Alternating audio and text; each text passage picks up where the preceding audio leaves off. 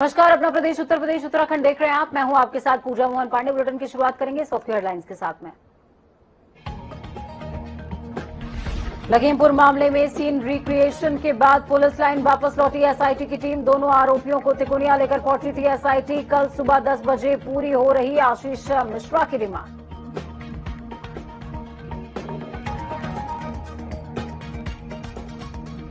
प्रदेश भर में विजयदशमी की जोरों शोरों से तैयारी जारी। बीते 2 साल से कोरोना प्रोटोकॉल का पालन करते हुए आयोजित की जा रही थी रामलीला।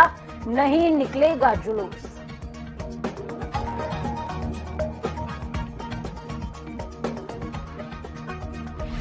गोरखपुर में सीएम योगी ने किया कन्या पूजन। महानवमी पर योगी ने 9 कन्याओं का पूजन कर अपने हाथों से कराया भोजन। अब विजयदशमी को न्यायिक दंडाधिकारी की भूमिका में नजर आएंगे सीएम।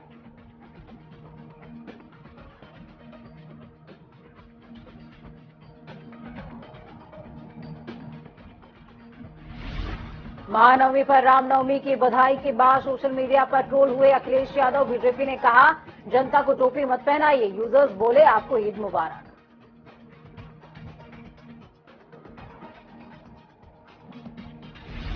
रक्षा मंत्री राजनाथ सिंह ने बीजेपी के वरिष्ठ नेता नारायण उर्फ भुलई भाई से की मुलाकात। पर्व विधायक रह चुके हैं भुलई का जाना हालचाल।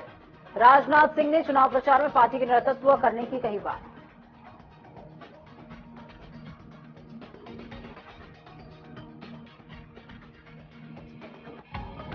कांग्रेस में शामिल होने के बाद हल्द्वानी पहुंचे यशपाल आर्य। कांग्रेस कार्यकर्ताओं और समर्थकों ने किया जबरदस्त स्वागत। यशपाल आर्य ने कहा कि 2022 में होगा मेगा बदलाव।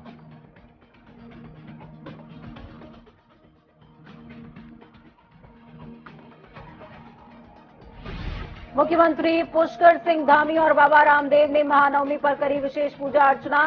मां के स्वरूपों में की 9 कन्याओं की पूजा।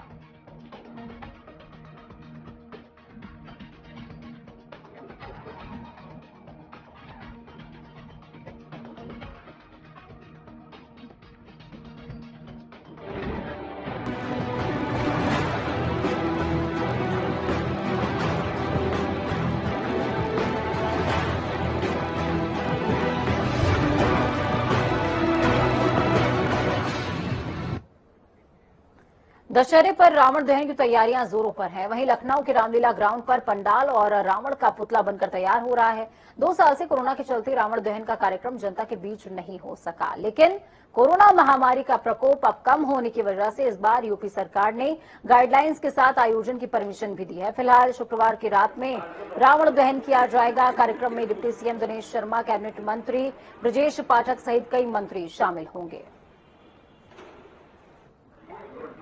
हिंदू धर्म में नवरात्र का पावन पर्व पूरी तरीके से शुरू हो चुका है, जिसकी तैयारियां करी जा रही हैं। हम इस समय रामलीला मैदान ऐशबाग में मौजूद हैं। मेरे पीछे आप देख सकते हैं ये स्टेज है। इसी स्टेज पर परफॉर्मेंस दी जाती है, रामलीला दिखाई जाती है और यहाँ से लाइव टेलीकास्ट के माध्यम से दर्शकों तक पहुँचाया जाता है। पिछले 2 सालों से जो कोरोना का कहर चल रहा था, जिसके चलते ये वर्चुअल होता था पूरा कार्यक्रम। और साथ साथ हम आपको और भी दिखाना चाहेंगे कि ये देखिए ये मूर्तियां बनाई गई यहाँ से। जो शिल्पकार हैं ये काफी अच्छे से तैयारियां कर रहे हैं, पेंट कर रहे हैं। आपको पता होना चाहिए कि जिस तरीके से जो मूर्तियां आप लोग देखते हैं, आखिर उसके पीछे कौन है, कहाँ से ये बन करके आती हैं, इन तमाम बातों को जानेंगे, बात करेंगे उनसे जो यहाँ पे आते हैं, जो बनवाते हैं मूर्तियां। सर, आपका बहुत बहुत स्वागत है जनता टीवी में। क्या कहेंगे सर? वैसे तो हमारा बात है कि जो हमको इस रामलीला में इस तरह का कार्य करने को मिला और हम लोग यहाँ पे निस्वार्थ सेवा करते हैं, कोई पैसा नहीं लेते। चाहे मैं हूँ चाहे हमारे मूर्तिकार हों, हम लोग पेमेंट नहीं लेते। तो कितने वर्षों से आप लोग ये काम कर रहे हैं? पुश्तैनी काम है क्या आपका ये? हाँ, पुश्तैनी है कि 16 वर्ष की एज से मैं स्टार्ट जो कर रहा हूँ और यहाँ 12 साल हो गए हमको। हिंदू होने के नाते हमारी सबसे बड़ी जिम्मेदारी है कि इस परंपरा को आगे चलाना चाहिए, इसे पीछे नहीं हटना चाहिए और जितना सहयोग हो अपने तन मन धन से करना चाहिए। आमतौर पे ऐसा होता है कि लोगों को पता नहीं होता कि इतनी अच्छी जो ये कलाकारी होती है, इसके पीछे आखिर कौन कलाकार है। तो आज आप सामने हैं, क्या कहना चाहेंगे दर्शकों से? दर्शकों से हम कहना चाहेंगे कि जो भी हमारा काम है वो उनको पसंद आए, तो इसके लिए हम दर्शक को और धन्यवाद देंगे कि हमारा काम पसंद करें। पहले इसको मिट्टी में बनाया था, इसके बाद इसको कन्वर्ट करके पहले प्लास्टर ऑफ पेरिस से मोड़ लिया, फिर इसके बाद इसको फाइबर में बनाया, जो कि अब परमानेंट हो गया है। ये अब यहाँ दीवार में ही ये फिक्स किया जाएगा। कितना समय आप लोगों को मिलता है ये बनाने के लिए? अभी जो परमिशन हुई है लोगों की, ये 5 दिन पहले हुई है।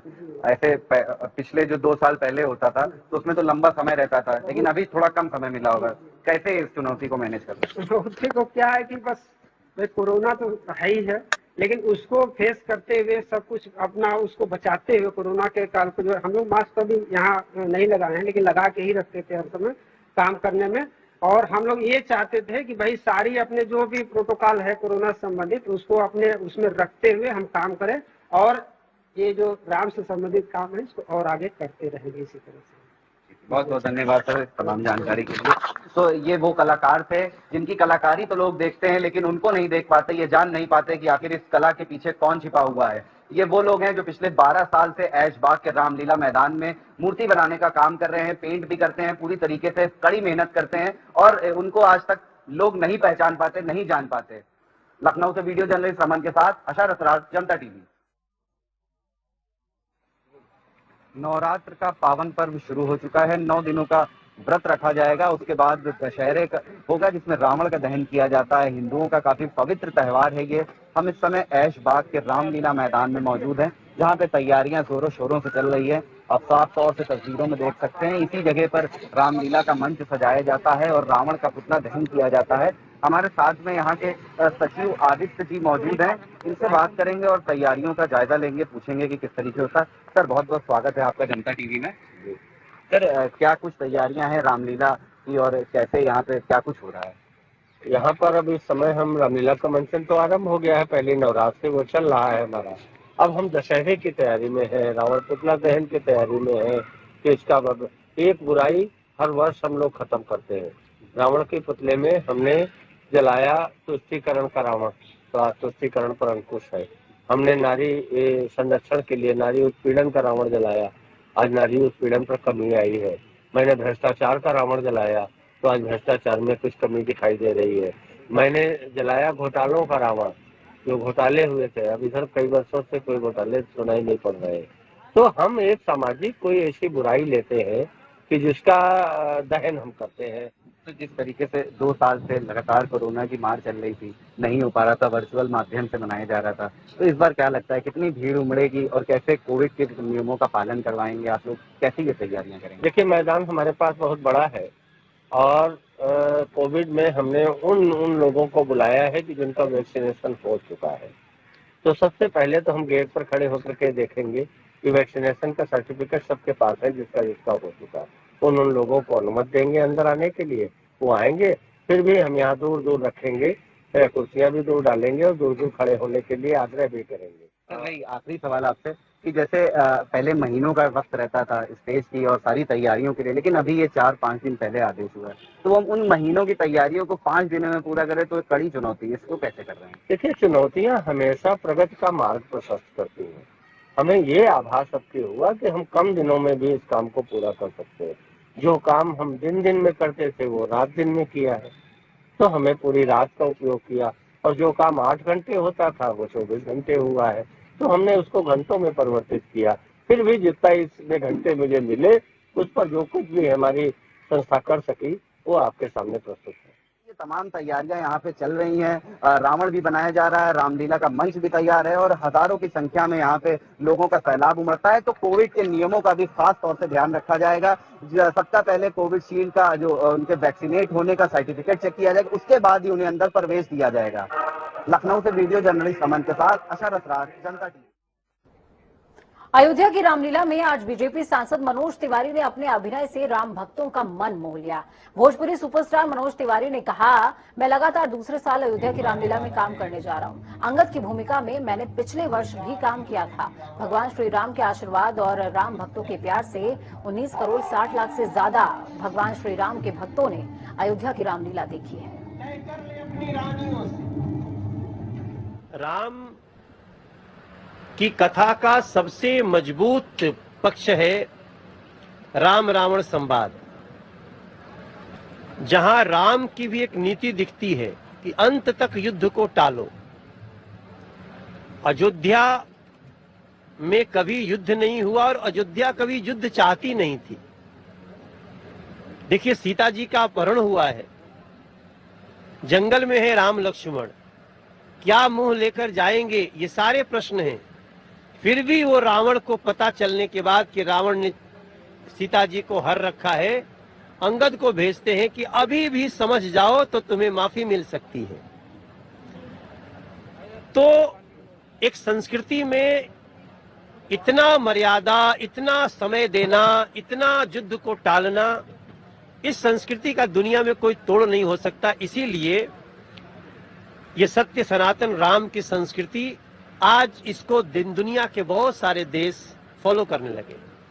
भगवान राम का आप कई बार अयोध्या में दूसरी बार मंचन कर रहे हैं अंगद का जो संबंध है रावण से और अंगद का, क्योंकि जो आज का युग है, आज की जो राजनीति है, वो जरूर कहीं ना कहीं सब पे प्रभाव डालता है। इस पे क्या कहेंगे?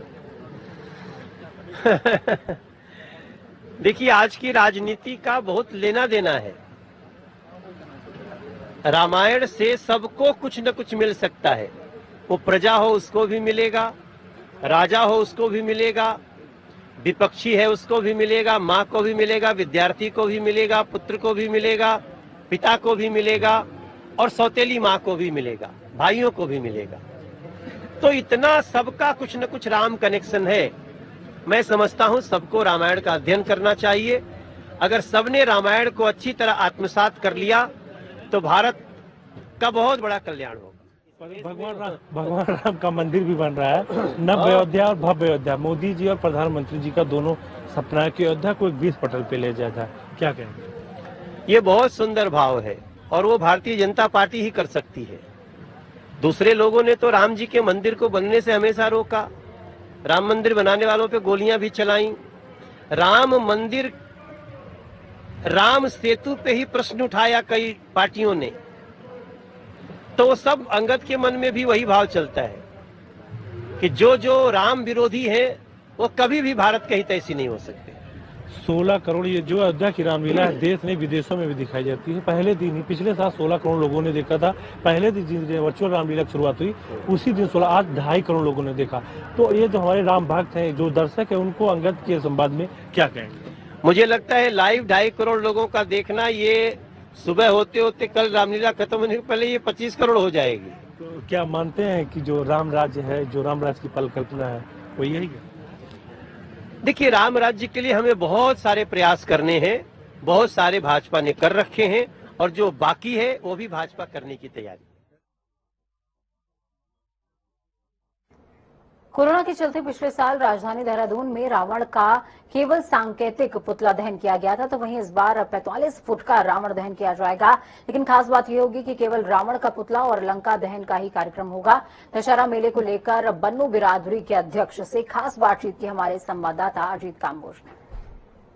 रामनवमी के बाद अब सबको इंतजार है दशहरा पर्व का कि दशहरा में धूमधाम के साथ कैसे इस बार हम दशहरा मनाने जा रहे हैं। राजधानी देहरादून की अगर बात की जाए तो पिछले साल कोरोना के चलते राजधानी देहरादून में किसी भी तरह का रावण दहन कार्यक्रम नहीं आयोजित किया गया था। बस एक सांकेतिक तौर पर यहाँ पर जरूर रावण दहन किया गया था, लेकिन इस बार बन्नू बिरादरी ने पूरी तैयारी की है रावण दहन करने की और साथ में लंका को भी दहन करने की। तो क्या कुछ तैयारी है यहाँ पर, वो बन्नू बिरादरी के अध्यक्ष जो हैं वो खुद हमारे साथ मौजूद है, वो बताएंगे क्या कुछ तैयारी है। सर, पिछली बार हमने देखा सांकेतिक तौर पर महज 2 से 2.5 फीट का रावण जलाया गया था, इस बार भी कोरोना का असर काफी रहा, क्या तैयारी है? लंबे समय से आप रावण जलाते आए हैं। पिछले 73 वर्षों से बन्नू बिरादरी दशहरा कमेटी उत्तराखंड का सबसे बड़ा दशहरा मनाती आ रही है, मगर पिछले साल कोरोना को देखते हुए बहुत ही सूक्ष्म और सांकेतिक उसमें हमने रावण अपनी बिरादरी के 35-40 जो कमेटी के मेंबर थे उनके साथ हमने दशहरा बनाया था। और इस साल भी कोरोना पूरी तरह समाप्त नहीं हुआ है और उसे देखते हुए 45 फीट का हमने रावण, जो कि 65 फीट का होता था पहले, और एक लंका हमने बनाई है और सूक्ष्म स्तर पे यहाँ पर बन्नू स्कूल में करा रहे हैं। तो सर, जिस तरह से पहले हमने भी देखा भव्य आयोजन होता था, इस बार कोरोना प्रोटोकॉल्स का कैसे आप पालन कराएंगे? हालांकि कार्यक्रम संक्षिप्त रखा गया, लेकिन किस तरह से पूरी व्यवस्था? कोरोना प्रोटोकॉल पूरा ध्यान में रखते हुए जो हमें गाइडलाइन सरकार की तरफ से मिली हुई है उसका भी ध्यान रखते हुए हम दशहरा आयोजन किए हैं। पहले दशहरा हमारा परेड ग्राउंड में होता था, वहाँ पर लाख से 1.25 लाख की पब्लिक भीड़ इकट्ठी होती थी। और कोरोना को देखते हुए बिरादरी पे कोई ऐसा ब्लेम नहीं आना चाहिए कि कोरोना इशारा होते हुए और बिरादरी ने किया है और कोरोना बढ़ गया उससे। इसलिए सूक्ष्म स्तर पर हमने बंधु स्कूल चुना और उससे हमने सिर्फ रावण का पुतला, मेघनाथ कुंभकर्ण नहीं, सिर्फ रावण का पुतला और एक लंका जला रहे हैं। तो सर किसी खास व्यक्ति को इस बार आमंत्रित किया है आपकी तरफ से जो दशहरा पर्व में शामिल हो आपके साथ? प्रोटोकॉल के अनुसार जैसे भव्य दशहरा है, मुख्यमंत्री हमारे चीफ गेस्ट होते हैं, और इस साल कोरोना को देखते हुए और भीड़ को देखते हुए हमने चीफ गेस्ट को नहीं इनवाइट किया है। उससे हमारे यहाँ के क्षेत्रीय विधायक और मेयर साहब रहेंगे जरूर, बाकी सीएम साहब को इस बार इनवाइट नहीं किया। चलिए सीधे ग्राउंड जीरो का रुख करते हैं। अयोध्या से हमारे साथ बीएस लाठी जुड़े हुए हैं और लखनऊ का रुख करेंगे, राजधानी का, जहां से हमारे साथ तौकीर किदवई जुड़े हुए हैं। तौकीर, तमाम तरह की तैयारियां चल रही हैं, त्योहारी सीजन चल रहा है और ऐसे में सरकार की तरफ से किस तरीके की गाइडलाइंस जारी की गई हैं? क्योंकि रश देखने को मिलता है त्योहार के मौके पर। अभी आतंकी भी दिल्ली में पकड़ा गया था, उसके बाद भी अलर्ट भी जारी कर दिया गया था राजधानी समेत पूरे प्रदेश में। देखिए, पुलिस के चप्पे चप्पे पर नजर रखी जा रही है। इसके अलावा जो ऐसा ग्राउंड है जहां पर रामलीला, जहां पर दशहरा का आयोजन होता है, जहां पर विजयदशमी के लिए रावण का दहन होता है, ऐसी जगहों पर पुलिस फोर्स आज से ही लगा दी गई है और नजर रखी जा रही है कि कोई भी बाहरी अवैधानिक तत्व है वो वहां पर ना नजर आए। और खास बात ये भी है कि जो कल जिस तरह का आयोजन है वहां पर जो दशहरा का जो कार्यक्रम होता है रामलीला ग्राउंड पर, वहां पर डिप्टी सीएम और इसके अलावा कैबिनेट मंत्री ब्रजेश पाठक भी पहुंचते हैं। तो वहां पर भी सुरक्षा व्यवस्था के जो इंतजाम है वो देखे जा रहे हैं और तैयारियां लगभग पूरी हो चुकी है। पंडाल सज चुका है, रावण खड़ा हो चुका है। कल दोपहर से ही वहां पर पुलिस भी इस पूरे इलाके को अपने कस्टडी में लेगी और वहां पर क्योंकि काफी भीड़ होने की संभावना है, 2 साल से रावण दहन का जो कार्यक्रम था वो वर्चुअल तरीके से हो रहा था, लोग वहां नहीं पहुंच पा रहे थे। ये पहली बार है कि 2 साल के अंतराल के बाद जब लोग अपने वहां पर फिजिकली वो देखेंगे कि जो रावण दहन का कार्यक्रम होगा उनके सामने होगा। जो बच्चों में खासकर ज्यादा उत्साह नजर आ रहा है, क्योंकि जो एक जो परंपरा आ रही थी वो कहीं टूट सी गई थी। लोग रावण दहन को देखने मैदानों में जाते थे, बड़े बड़े रावण बनते थे और वो परंपरा जरूर टूटी थी, लेकिन इस बार लोग अब पटरी पर लौट रही है, जिंदगी पटरी पर लौट रही है। अब इस तरह के कार्यक्रम आयोजन भी शुरू हो चुके हैं। ठीक है तौकीर, जब मैं आपके पास लौटूंगी तो मेरा सवाल कोविड प्रोटोकॉल और साथ में रास्तों के डायवर्जन को लेकर के होगा। बीएस लाठी हमारे साथ अयोध्या से जुड़े हुए हैं। अयोध्या बेहद खास है क्योंकि इस समय विश्व की सबसे बड़ी रामलीला अयोध्या में चल रही है। बीएस लाठी, सुरक्षा के कैसे इंतजाम हैं कल के खास दिन को लेकर के और कौन कौन से मुख्य अतिथि पहुंच रहे हैं? देखिए, पूजा रामलीला है जी, ये पूरे देश में रिकॉर्ड तोड़ चुकी है। आज जो रामलीला है, जो अयोध्या की रामलीला है, आज इस रामलीला के देश के प्रधानमंत्री इस रामलीला की सराहना की और जो रामलीला कमेटी के अध्यक्ष हैं बॉबी मलिक जी, धन्यवाद दिया। पूजा की जीवनी के जो लड़के हैं राष्ट्रीय हमें करना चाहिए। सर पहले तो बहुत बहुत स्वागत है जनता टीवी सर। जो आपकी रामलीला है पूरे देश में नहीं पूरे विदेश में डंका बजा रही है और मोदी जी ने भी आज इसको सराहना किया, क्या कहेंगे? ये सबसे पहले माननीय प्रधानमंत्री नरेंद्र मोदी जी, माननीय मुख्यमंत्री उत्तर प्रदेश की योगी आदित्यनाथ जी का धन्यवाद देना चाहूँगा कि जिन्होंने हमारी रामलीला को इतना सहयोग किया, जिनकी वजह से यह दूरदर्शन पर प्रसारण हो रहा है रामलीला को। इसी के साथ आपको ये समझना पड़ेगा कि हमारी रामलीला को 145 देशों में लाइव दिखाया गया है दूरदर्शन के माध्यम से। तो ये जो रामलीला है, जो आज का मंचन है, ये कौन सा मंचन है, कौन सा सीन चल रहा है हमारे दर्शक जो अच्छा।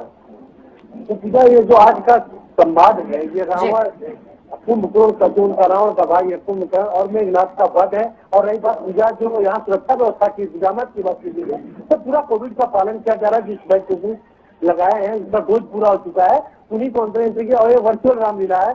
यहाँ के जो सांसद हैं नंदू सिंह वो आए थे और तमाम जो आला अधिकारी हैं जो यहाँ के, उन्होंने पुलिस की जो ठीक है, आप दोनों का ही बहुत शुक्रिया। समय का अभाव है लेकिन जिस तरीके का उत्साह ग्राउंड जीरो पर देखने को मिल रहा है और सुरक्षा के बेहद खास इंतजाम किए गए हैं, उससे समझ में आता है कि इस बार जब रावण दहन लोग साक्षात देखने वाले हैं तो कितना ज्यादा लोग खुश होंगे। वक्त यहाँ पर छोटे से ब्रेक का ब्रेक, उस पार खबरों का सफर लगातार जारी रहेगा। बने रहिए जनता टीवी के साथ क्योंकि हमें आपकी ताकत, अपनों और अपनों का बहुत ज्यादा ख्याल रखें। नमस्कार।